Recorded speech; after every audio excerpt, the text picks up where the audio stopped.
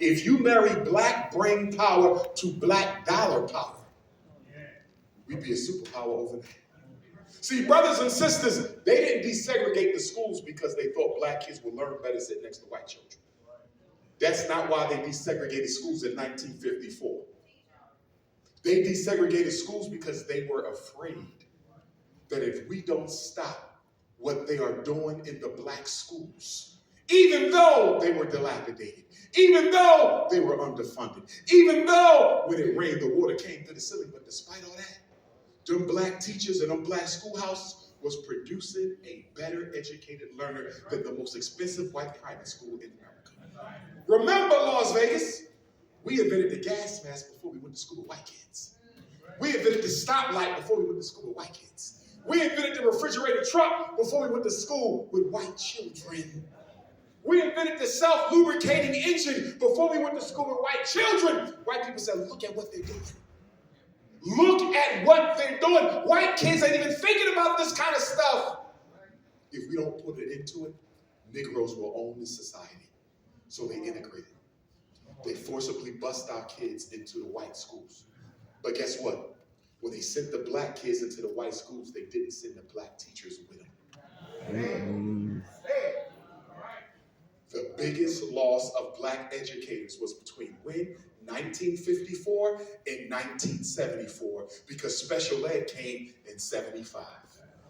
They didn't start bringing black teachers back into America's public schools until special ed. In other words, they made sure they already had a system in place to turn our children into a permanent underclass before they brought the black teachers in.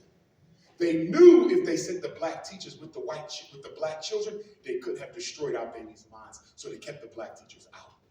The biggest untold story of the school desegregation movement was the casualties of black teachers who lost their jobs. A whole generation of black teachers were kept out of the schools to make sure white women could break the spirit of our children. And let's be honest, let's be clear, Las Vegas. The purpose of public school for the black boy is to teach him who his slave master is. Your son can't read, but he know who the president is. Your son can't count, he know white people run things in this country. Your son might can't spell his name, but he knows that there's nothing his mother or father can do about anything white folks decide to do to him. Control and white power is the curriculum of the American public school system. To break the spirit, the school is the plantation. The school is a modern day plantation where the spirit of unapologetically African alpha male children is broken down beyond repair. And we got to stop sending our boys into these schools, because what did the Honorable Frederick Douglass say? It is better to raise strong children than to repair broken men. We are letting them break the spirit of our sons. And then we got to spend the rest of their life trying to turn them back into men. How about we do it right the first time? Why don't we have a homeschooling cooperative in Las Vegas? If we got 10 parents in this auditorium who want to homeschool their children, one of y'all could be the math teacher on Monday. Another one is science on Tuesday. Another one is language on Wednesday. Social studies on Thursday. African history on Friday. African martial arts on the weekend. Agricultural science and farming on Sunday afternoon. Brothers and sisters, if we work together, we can overturn this. But until you start hating racism, what do you hate each other? You can take the slave out of slavery, but only the slave can take slavery out of himself. We keep talking about going to war with the white man, going to war with the white man, and one day you will have to. But guess what? Until you kill the one living inside of you, until you exercise the inner cracker,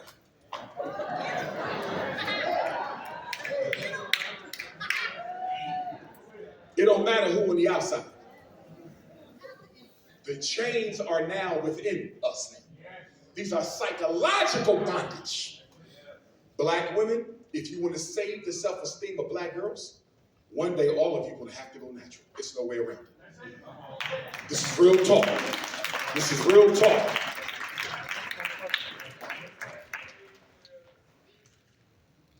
You have to, black women, because there's no greater boost to a black girl's self-esteem than to see her women, her aunt, my grandma, my mama, wearing their hair as God made it. Yes. Not only that, sister, have you seen the research on the cancer that's being triggered by the chemicals and the weaves and the perms? Are you willing to die to look like a Caucasian? And black men, we can't talk. Because why is she trying to look like a Caucasian? What? Because our queens have studied us. And in studying us, they have learned that we prefer a woman with a European phenotype. Uh-oh. We like the Kim Kardashian look. Black body, white flesh. Our women are trying to look attractive because that's how we want her to look. Let's be real. We don't want her happy to be nappy. Let's be honest. Y'all know my rules, ladies. If I can't grab it, you damn sure can't have it. You understand? Got to go natural for the self-respect of our little girls. And black women, no more BBLs. We're done with that. New Year's resolution for all black queens. In fact, I'm going to pass a rule. You can't come to no more of my talks if you got any kind of superficial surgeries. And they don't even make the BBL look right no more. They got the butt all on the side of your hips. You look like a candy heart or something. It's supposed to be in the back. It's supposed to be Cinnabons. They got your cheeks on the side. They don't look right. You look like a spinning top.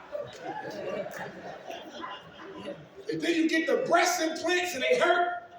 You can't even touch them. What's good is it if I can't even touch them? You spend how much for this? And then what happens when you become an elder? Ooh. What happens when you're 70 years old? Oh. What happens to all them sacks they didn't put in your booty? What happens to all the sacks they put in your breast? You 70 and 80, because you know as you age, you tend to drop a little bit.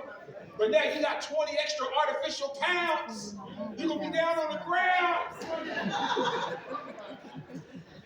Black woman, don't desecrate your temple for no man. Don't desecrate no temple. If a man tell you he's going to pay for you to get surgery, you tell him you're going to find another man who don't need to pay for the surgery. You are fine as you are. The most attractive thing on a woman is self-confidence, not body parts.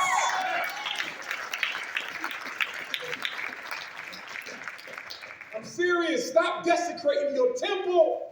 And what's up with the eyelashes? Talk to me. There's nothing attractive about windshield wipers over your eyes.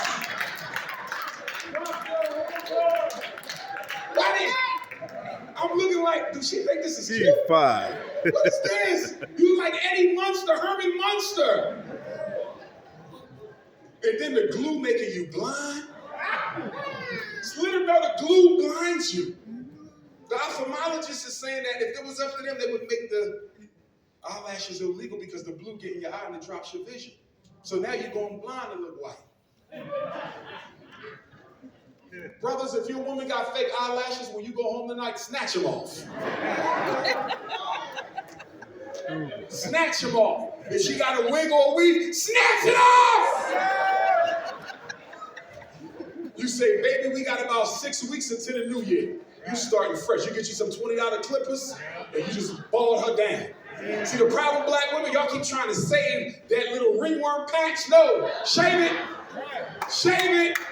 All your baby hair coming out, shave it. Shave it. Your hairline got Stephen A. Smith, shave it. Listen, I'm a barber. I was a barber in high school. They taught us how to cut hair. Listen, the best way to take care of your hair when you got all kind of cranial issues, go bald and go fresh. And this is the best time because it's about to get cold outside, right? So you can wear African hair wraps. Order you 30 African hair wraps from Amazon. They're on sale right now. 30 African. Nobody even know you bald head. By the time next spring come around, you have a nice, strong baby afro. Some of y'all gonna have baby locks by then, sister. But what y'all do is y'all can't stand to go bald head for even a month because you think you're unattractive. White folks that convince black women that they have no beauty at all. So you like, if I go bald, I'm not going to like it because I don't even like me with hair. You got to get over that self-hate system. Because I'm tired of y'all covering y'all face up with all this extra hair y'all don't even need. You go to Africa, they're not walking around with all that. Not the traditional queens. The ones imitating you all are. But traditional women, they hair short.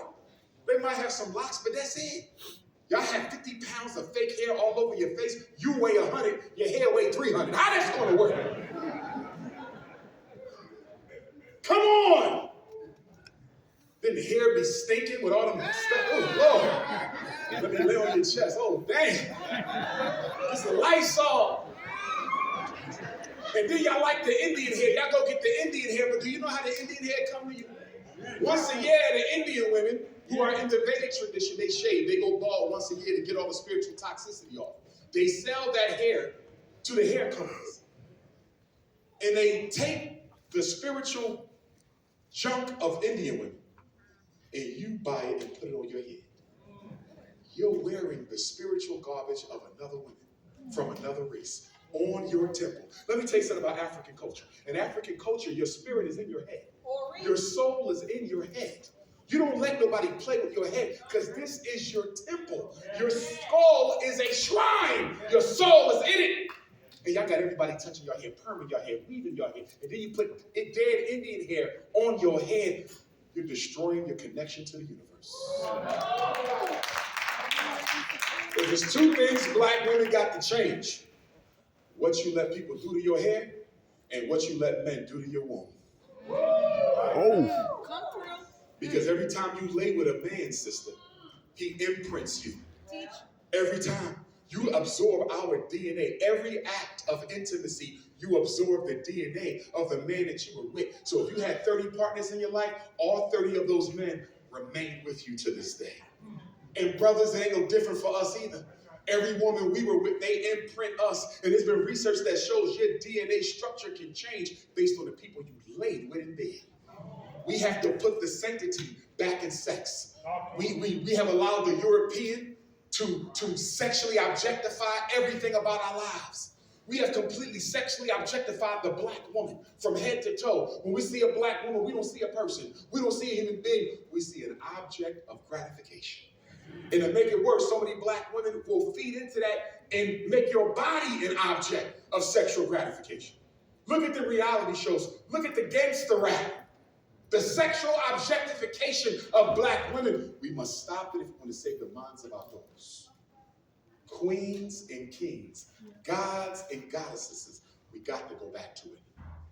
Because if we don't, the Lord will punish us for disobeying his commandments.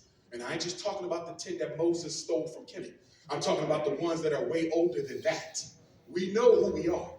Everybody knows who we are. And the reason nobody wants to leave us alone, because they know if you give them one crack, if you give them a fighting chance, they'll go back on top because they were meant for the top in the first place. That's why they say the last shall be first and the first shall be last.